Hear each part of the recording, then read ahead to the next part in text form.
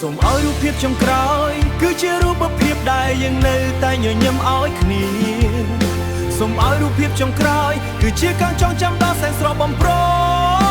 ងមិនបាច់មានទឹកភ្នែកមិនបាច់ពាក្យលាដែលធ្វើឲ្យឈឺចាប់រក្សាត្រឹមតែស្រឡាញ់ដែលធ្លាប់មា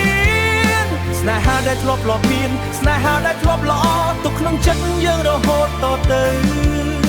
សេចក្តីស្រឡាញ់ធ្លាប់មានស្នេហាដែលធ្លាប់ល្អឲ្យក្លាយជារូបភាពចងចាំដ៏ស្រស់ស្អាតត្រនេះឈ្នះលេខក៏នៅតែដើរទៅមុខប៉ុន្តែចិត្តរបស់ខ្ញុំវាឈប់វិលដឹងច្បាស់ថាដល់ពេលហើយដែលស្នេហារបស់យើងត្រូវបញ្ចប់គ្មានសំណួរថាព្រោះអីមិនបាច់មានពាក្យពន្យល់គ្រាន់តែយើងទាំងពីរដឹងច្បាស់ថាផ្លូវដើររបស់យើងត្រូវបែកគ្នាតែចង់សុំអ្វីមួយយ៉ាងជាលើកចុងក្រោយមុនពេលដង្ហើមនៃស្នេហាយើងនឹងរលាយបាត់ទៅសូមឲ្យរូបភាពចុងក្រោយគឺជារូបភាពដែលយើងនៅតែញញឹមឲ្យគ្នាសូមឲ្យរូបភាពចុងក្រោយគឺជាការចងចាំដ៏សែនស្រស់បំព្រងមិនបាច់មានទឹកភ្នែកមិនបាច់ពាក្យលាដែលធ្វើឲ្យឈឺចាប់រក្សាត្រឹមតែស្រឡាញ់ដែលធ្លាប់មានស្នេហាដែលធ្លាប់មានស្នេហាដែលធ្លាប់ល្អទុកក្នុងចិត្តយើងរហូតតទៅប្រហែលជាស្ដាយពេលវេលាតែមិនដែលខូចចិត្តដែលបានស្រឡាញ់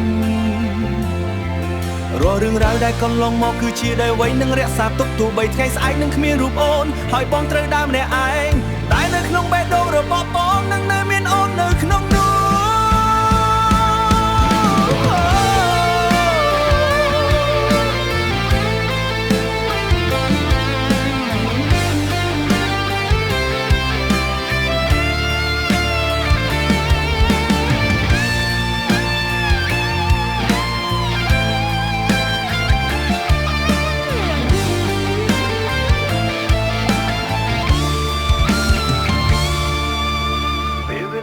នៅសេសសល់សូមប្រើដើម្បីចងចាំមុខអូ